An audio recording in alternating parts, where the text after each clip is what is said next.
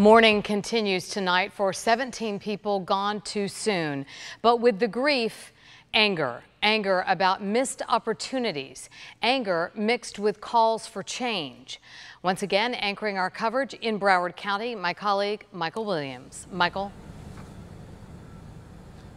Kelly, the FBI acknowledging that it had a call come in to a hotline that never came to the Miami field office that might have given them an indication more than a month before this deadly mass shooting about the possible intentions of the suspected shooter, Nicholas Cruz. More on that in a moment. The Broward Sheriff's Office behind me, where this evening President Donald Trump, the First Lady Melania Trump, along with other politicians, came here to thank the Broward Sheriff's Office staff and first responders here. We also understand the president on his visit here got to meet the son of a deputy who works for BSO, a son who was wounded in the shooting but has now been released. And earlier at Broward Health North, as you indicated at the outset of our broadcast, the president and the first lady and others also having a chance to speak to doctors, to victims, and to other first responders, and thanking them as well. And for more on all of that, we are joined by News Channel 5's Tori Dunham. Tori? So Michael, when the motorcade was going by, there were people lining both sides of the street, and they had a mixture of messages. Some people were holding up signs talking about gun control, but other people told me they were happy to see the president, and they felt like the timing was spot on. What a great job you've done, and we appreciate it very much. An incredible job. President Donald Trump walked into Broward County Sheriff's Office headquarters and shook hands with first responders. I was the one that located the shooter. The president gave extra thanks to the Coconut Creek officer who apprehended the school shooter. You said, I think that maybe is the shooter. And very few people would have done what you did. The First Lady, Senator Marco Rubio, Florida Governor Rick Scott, and Attorney General Pam Bondi flanked him. Thank you all for what you do and saving our children.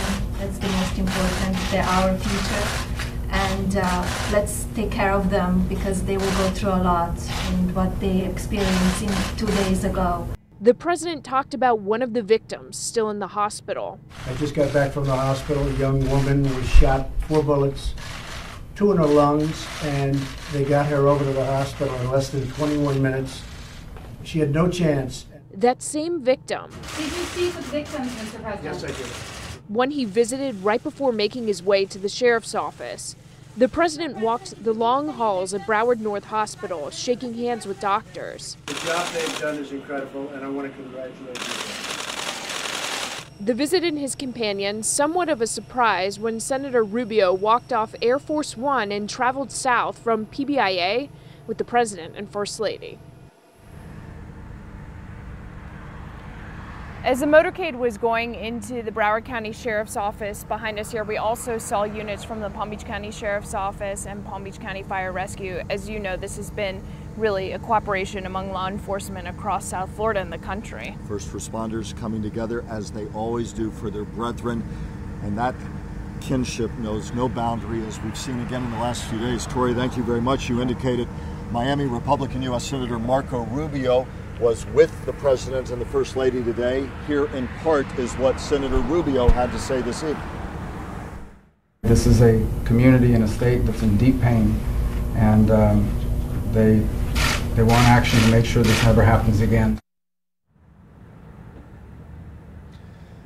President Trump did not answer shouted questions about guns and access to guns. Neither did Senator Rubio, who is a huge recipient of NRA money, more than $3 million worth from the National Rifle Association, supporting Senator Rubio.